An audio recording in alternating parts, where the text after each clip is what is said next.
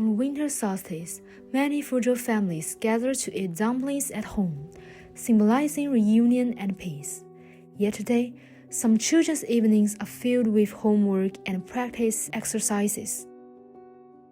In Fuzhou, families like Mei Qing's face the pressure of educational evolution, where parents invest heavily to keep their children from falling behind, increasing both psychological and finance burdens.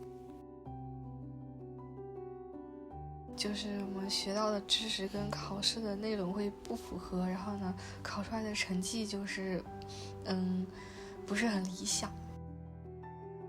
好的和坏的差距为什么越来越大？双减对家长是没有影响的，他该补的补，他该学的还学。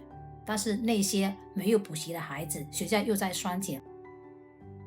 Perhaps for them, the real answer is not to surpass others, but to find their own rhythm and direction.